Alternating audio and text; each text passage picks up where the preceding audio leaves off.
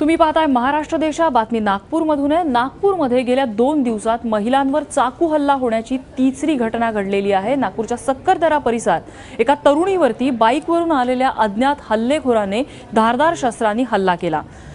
या ठिकाणी स्थानिकांनी धाव घेत या तरुणीला वाचवलं खरं, मात्र हल्लेखोर मात्र फरार झाला। या घटनेनंतर पीडित तरुणीच्या कुटुंबियांनी सक्करदरा पोलीस स्टेशनमध्ये धाव घेतली।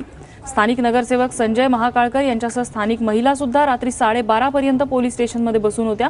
मात्र जखमा किती खोल आहेत याचा वैद्यकीय अहवाल आणा, त्यानंतरच तक्रार दाखल करू असं म्हणत पोलिसांनी गुन्हा दाखल करायला टाळाटाळ केल्याचा आरोप होतोय। अखेर 2 दिवसांनी प्रसारमाध्यमांच्या प्रतिनिधींनी विचारणा केल्यानंतर गुन्हा दाखल करण्यात आला आहे। दरम्यान गेल्या 2 दिवसातल्या तिन्ही घटनेतल्या एकाही आरोपीला अद्यापही अटक झालेली नाहीये। आम्ही रात्री 9:30 वाजता घराच्या समोर फिरत होतो आणि माझ्यासोबत आई आणि एक काकू पण होत्या।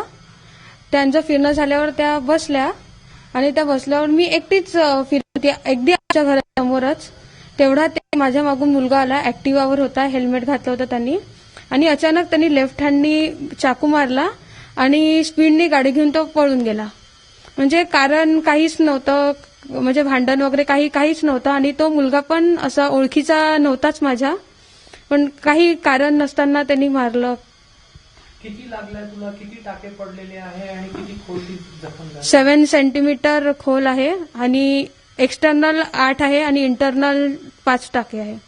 एका हेल्मेटधारी इस्माने येऊन ऍक्टिवावर आलेले इस्माने त्यांना काहीतरी मारले, त्याच्यातून त्यांना हाताला जखम झालेली आहे। त्याच्यावरून सक्करदरा पोलीस स्टेशन येथे 324 नुसार फिर्याद दाखल करण्यात आलेली आहे आणि त्याचा तपास चालू आहे। प्रिव्हियसली जी घटना घडलेली एक साधारणतः 20-25 दिवसापूर्वी दोघांचं साधर्म्य आहे। अजून त्याच्या मागचं कारण आम्ही शोधत आहोत की नेमकं काय कारण आहे, कारण फिर्यादींनी कारण कुठलं आहे असं त्यांच्याकडून समजलेलं नाही।